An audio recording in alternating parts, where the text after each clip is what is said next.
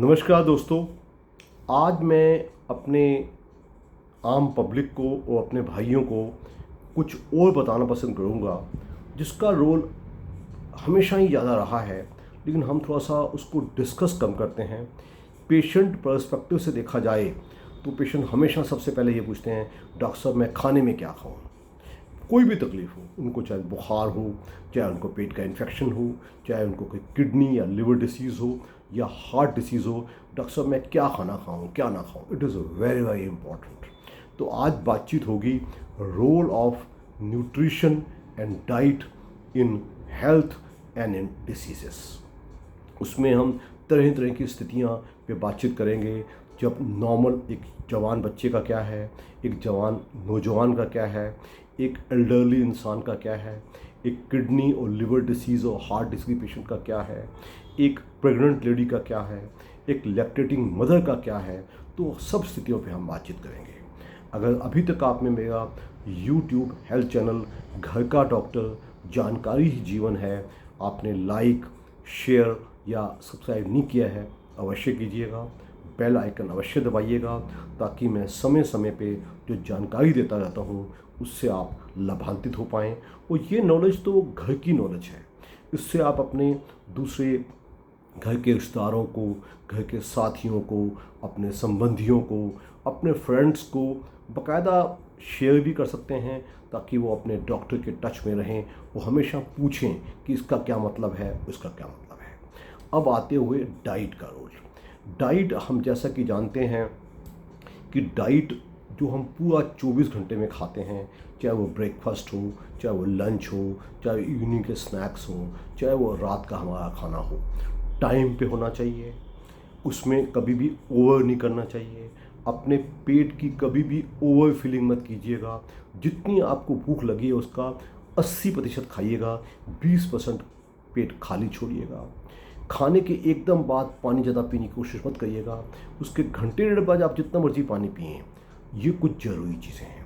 खाने के बाद नियमित थोड़ा सा वॉक करना बहुत ज़रूरी है। जैसा कि हम हमेशा कहते आए हैं, take a heavy breakfast, take average lunch and take small dinner. लेकिन हमारे देश में अक्सर देखा गया है लोग या तो डिनर बहुत ज़्यादा हैवी खाते हैं या दो ही खाने खाते हैं, सुबह और रात। It is not wise. जो लोग थोड़ी स्लिमिंग करना चाहते हैं वो सोचते हैं खाना स्किप कर दिया जाए। It is also not wise. नपा-तुला खाइएगा लेकिन टाइम पे खाइएगा और चारों टाइम खाइएगा। और इसके अलावा आप बातचीत पे करेंगे कि हम खाने में क्या खाएं।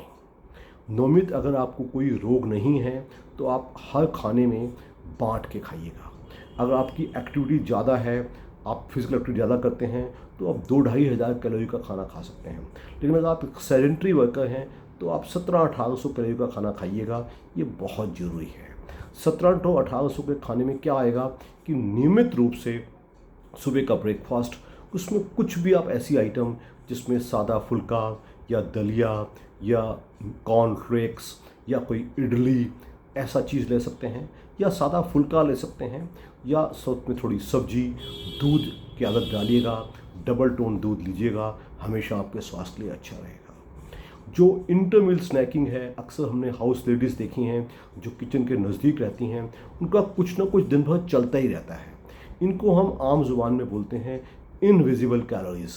कहने को कुछ खाया भी नहीं लेकिन औरत का पेट वेट फिर भी बढ़ता जा रहा है। तो इनविजिबल कैलोरीज को बीच में मंचिंग की आदत को कम रखिएगा। दोपहर को बाकायदा आप अपना अगर 1700-1800 कैलोरी देनी है, 1.5-2 फुल्का, कोई सब्जी जिसमें घी कम होना चाहिए, ये लीजिएगा। शाम को आप कोई स्नैक्स लीजिएगा या चाय का कप ले सकते हो, चाय मना नहीं है।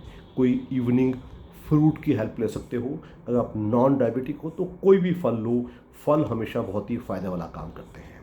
और रात के टाइम बाकायदा से अगर आपको 1800 कैलोरी रखना है तो 1.5-2 फुल्का, साथ में दाल, सलाद की आप कितनी भी मात्रा ले सकते हैं।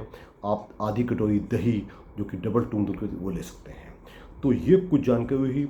अगली किस्त में मैं डिस्कस करूँगा कि स्पेशल सीड्स में हम अपने डाइट को कैसे मॉडिफाई करें। बहुत बहुत धन्यवाद।